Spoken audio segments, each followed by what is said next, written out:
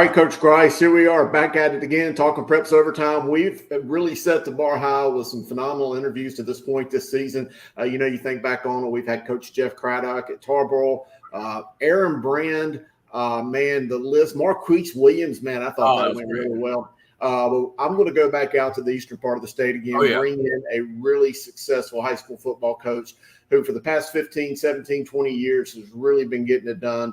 Talk about setting the bar high. He has really elevated, I think, the lives and the future of some athletes in that area, in that part of the state, that maybe without him and his tutelage and his networks may have been stuck there, maybe wouldn't have gotten out to successful parts of their lives. But I don't know about you, Coach, but I just like talking to coaches and hear how they motivate, how they teach, and just to hear their stories, because you're a coach. I'm sure you get a little bit out of that.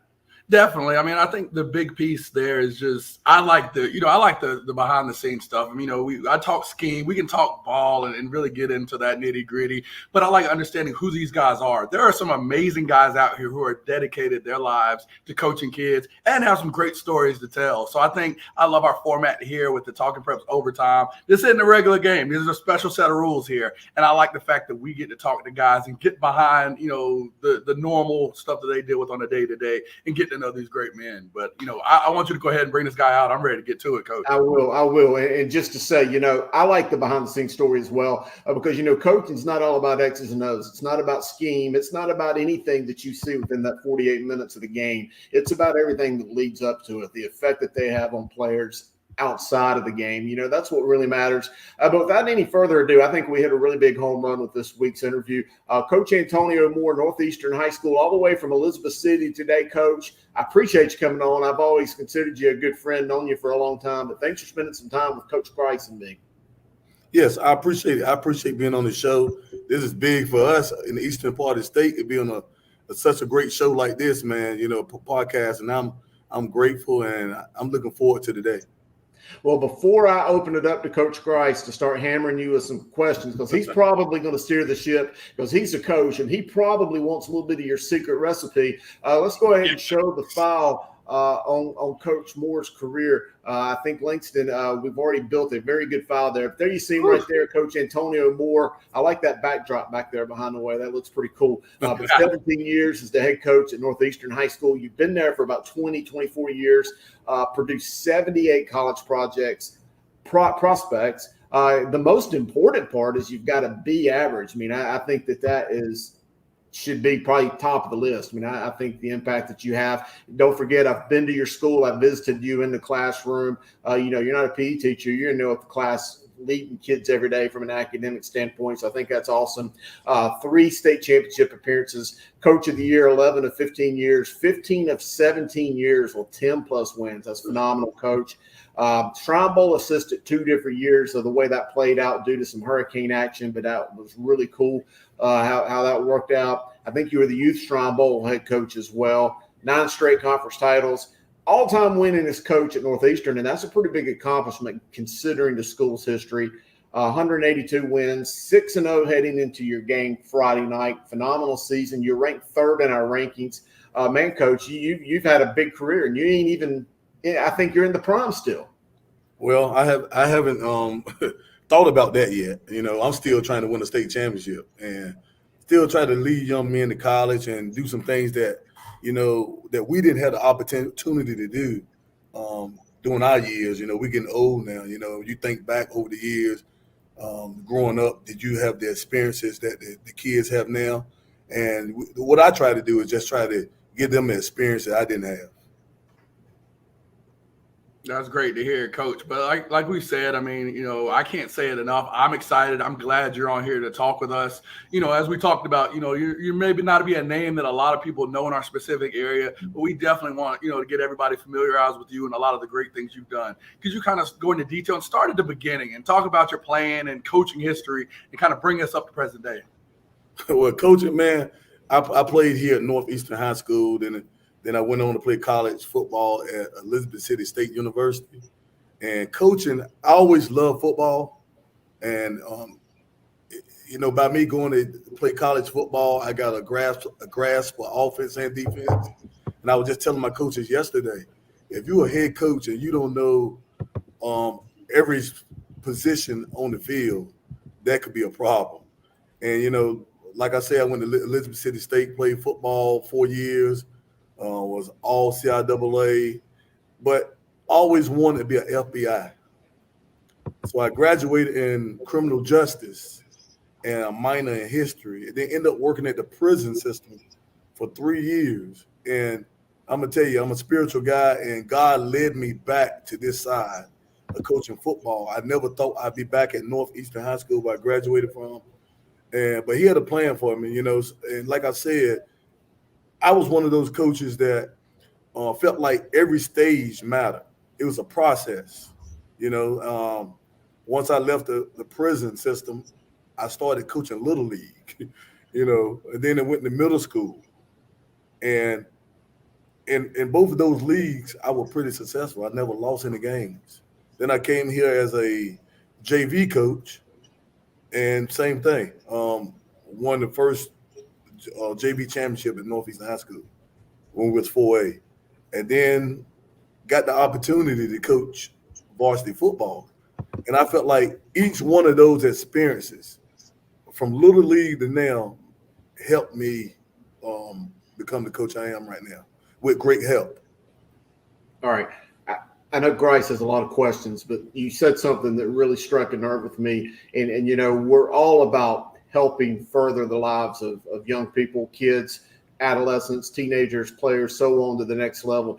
But how have you been able to connect with some of your players who may have been some of those fringe kids who are in and out of trouble, and give them firsthand knowledge of what it was like for you to be in that prison system and to see the criminal justice system? And how have you been able to maybe, with your own experiences on that side of the judicial system, to help steer them to the right direction?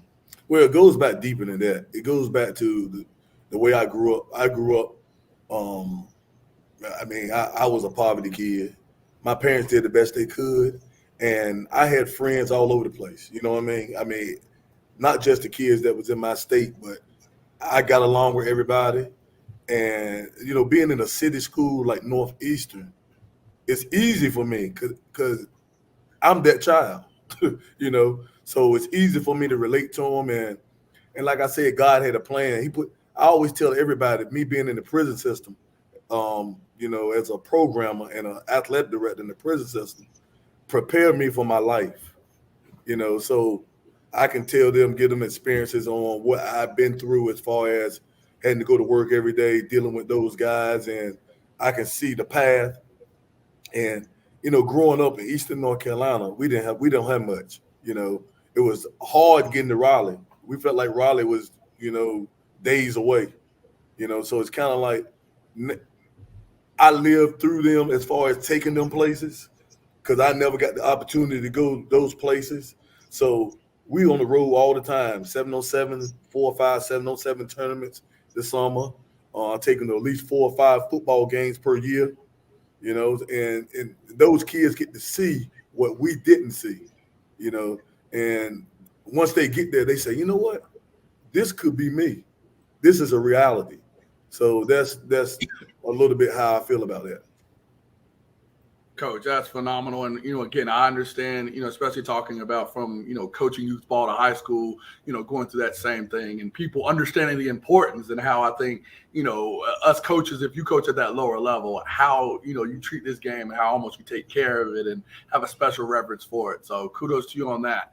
One thing I've got to point out, especially, we talk about being here in the Charlotte metro area, but reaching out to different areas. One thing that's different is, you've been pretty much in the same feeder program your entire career. Around here, that's unheard of, with coaches leaving after 2 or 3 years. Can you talk about why that's the case for you? And if you've had an opportunity to go out, because I'm sure you have, and what's been the thing that brought you back? What brought me back, I would say, it's crazy. My wife is my best friend. And we talk about this all the time, but I'm a spiritual guy, and I believe that God got me here for a reason.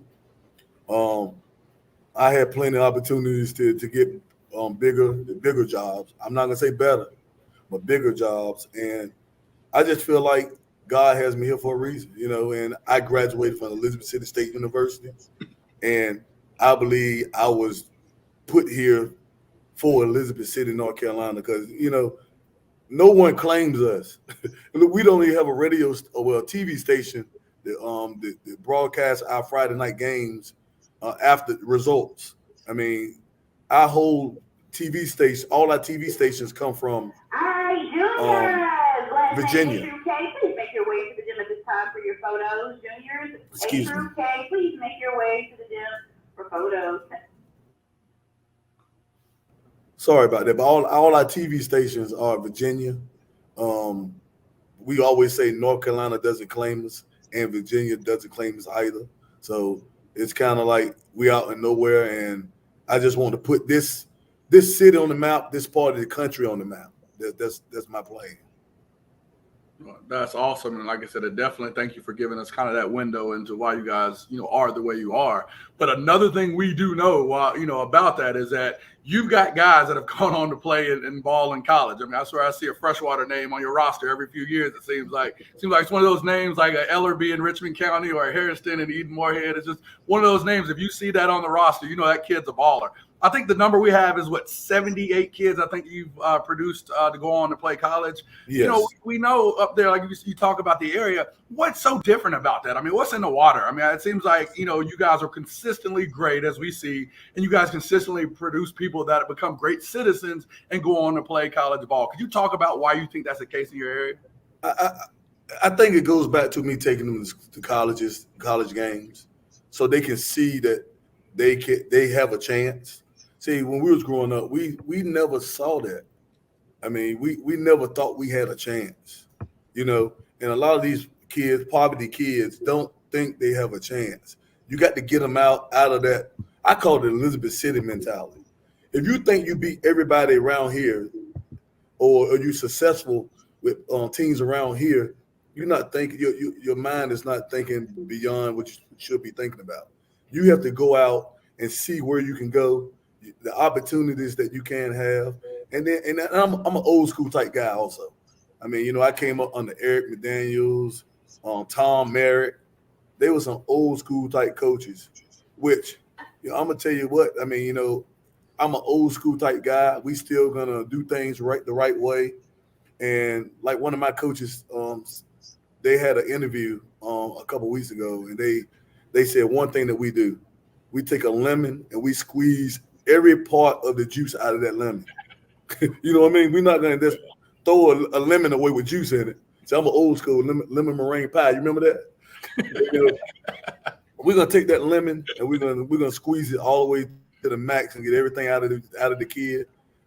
At the same time, we love them and we let them know why we're doing it, and they buy in. So I think that's a big part of it.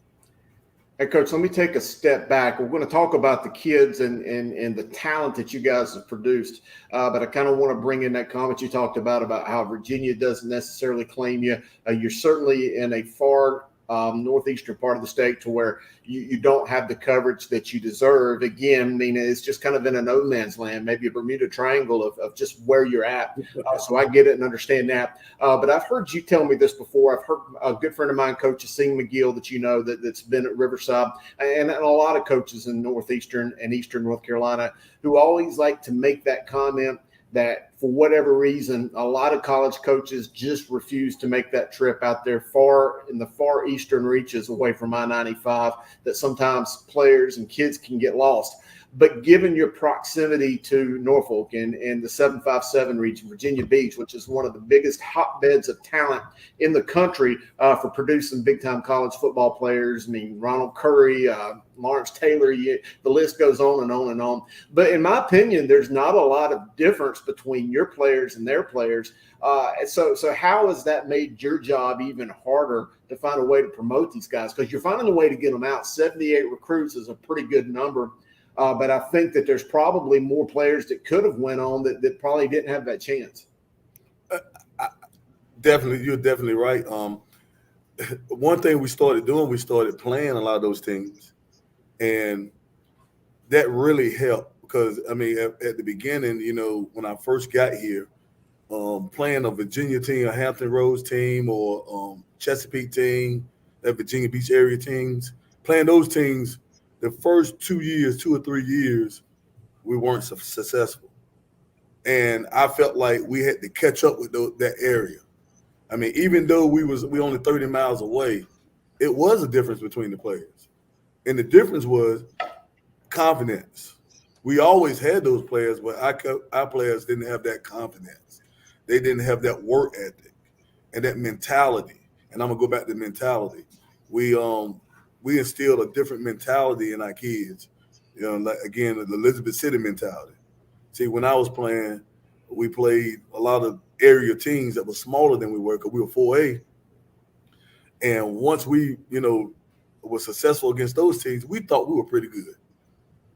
And that was the worst mentality you could have. So what ended up happening, I still don't have the Elizabeth City mentality. And we kind of like started playing those teams in Hampton Roads. In the last the last 10 to 12 years, we've been really successful.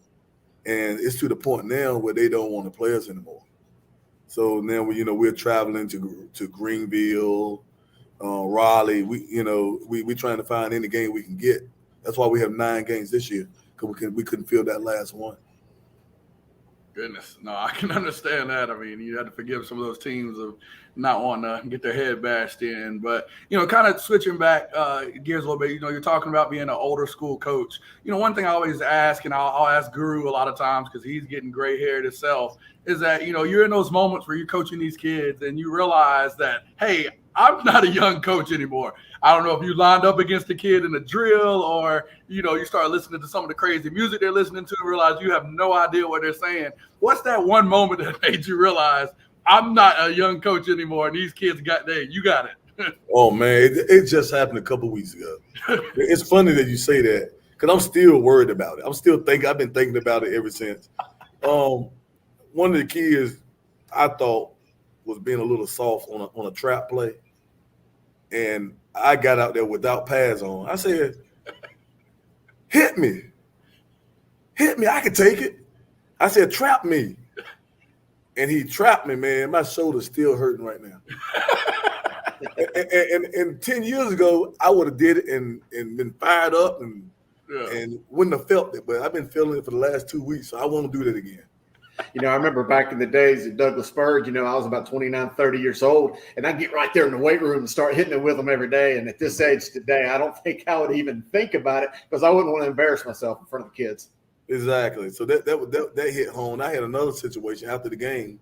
They playing music, and I go in there and they dancing, and I'm trying to dance like they're dancing, but it's not as fluent. And they recorded it and sent it to everybody. And I said, was that me looking that bad? Yeah. So that's what you got to watch out this generation. They will record you and they will put some effects and everything. Oh my goodness. Yeah, the music for me. I'm younger than both of you. So I mean, we're starting to get to that point with the music where I'm like, I can't anymore. But I can catch them slipping on a good day. If I'm feeling good, I can get out there with them.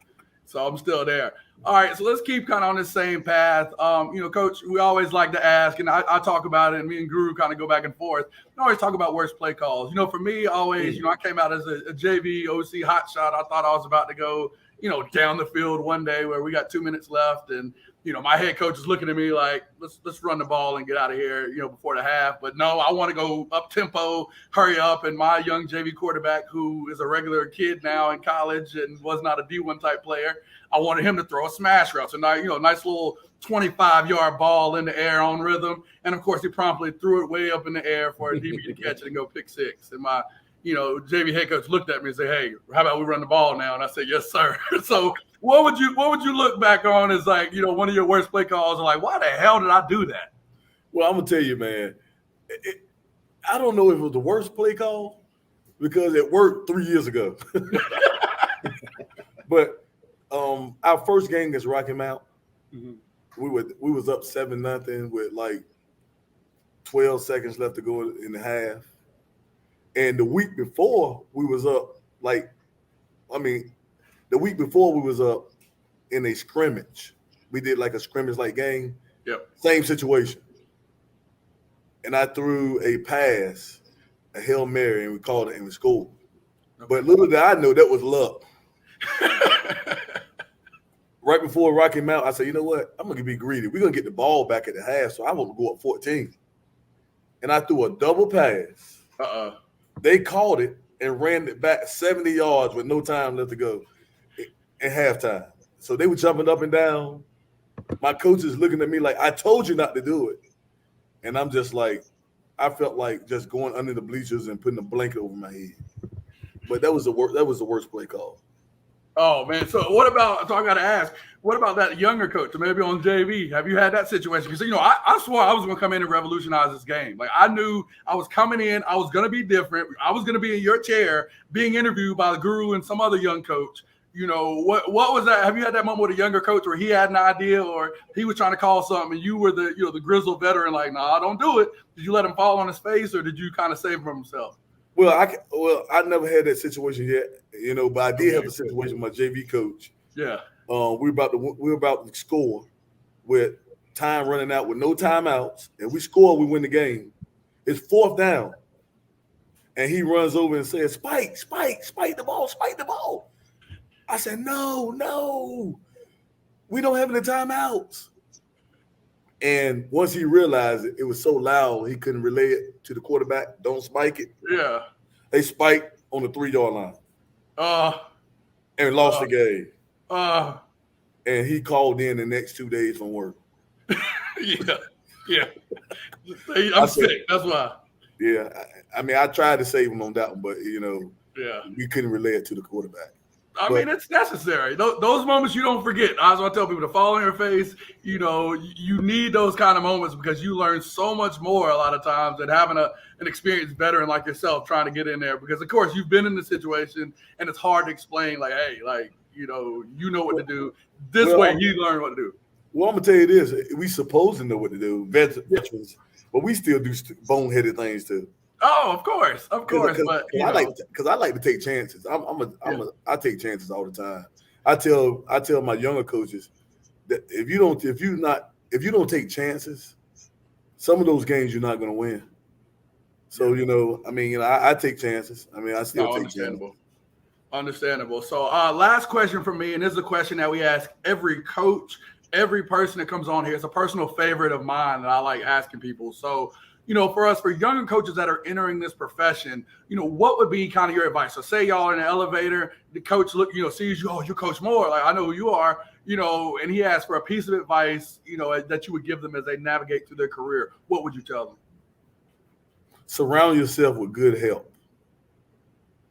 See, and that's a big thing with us. My staff has been really consistent over the 17 years, and I surround myself with coaches, not in particular like defensive coach, offensive coach. You have coaches that get the water out there. You have coaches that make sure the kids have equipment. Their equipment is taken care of. You have coaches that make sure that we have pregame meals on time. So all your coaches are not necessarily football coaches. I mean, if you need every aspect of your team taken care of.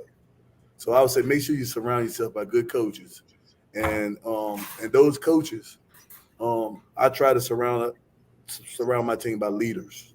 Yeah. I like leaders. I don't like followers, coaches that are followers. I tell this story all the time. We was 14-0 going into the Eastern Region Finals at a coaches meeting on Sunday afternoon. And we all going at each other, like we 0-14. You would have thought we was 0-14 when you left that meeting. We just want things to get better each week. Yep, that's awesome. Wow. Well, Coach, I got one last question here. You've been phenomenal with us today. We appreciate you being gracious with your time. I feel like I've known you for a long time. We've spent some good time together at the Shrine Bowl, and I've visited you there several times. But one of these days, and I know you're in your prime today, so I mean, this ain't a today question, but one of these days, Coach Moore is going to have to hang up the whistle, and you're just going to call it a career. And you know, you'll be like me at the old timers breakfasts at the coaches clinic instead of hanging out with all the young bucks. But when you do decide to hang up that whistle and call it a career, what do you want the people in Elizabeth City and at Northeastern and the coaches, the kids that you coached, what do you want your legacy to be? You know, I've often said that, you know, a football coach has more impact on a community and a person than any one person, more than doctors, preachers, lawyers, anybody. Coaches affect so many people. So what do you want the effect that you've had on your community to be, and what do you want people to remember from Coach Moore? That Coach Moore put a lot of time in his community. Coach Moore never left. You know, I think about all the guys that graduated with me. I don't know too many that's here right now. Yeah. You know, once they leave, go to school, they just stay, or they leave Elizabeth City because not much more to do around here. It's nothing to do really, and the jobs are scarce around here. But Coach Moore never left Elizabeth City. He never turned his back on his community. And that's what it's all about. It's not about the games, the wins, and none of that. It's about making these young men accountable, hold them accountable for their families, because you're going to get married one day, and you're going to have kids, and we want our young men to be respectable, take care of their families. And I just that's what it's all about. I tell the kids the easy part is Friday night. The easy part is Friday night, but Monday through Thursday, that's the part that I love, you know, and then on the weekends. Yeah. Outstanding. Coach Moore, you've been phenomenal. We appreciate your time. I think I'm just going to start calling you Mr. Elizabeth City. In fact, I think you should run for mayor one day. You've got that love. I can see the passion you have for Elizabeth City right now. It's very obvious. Your community is better off because of you, and we thank you.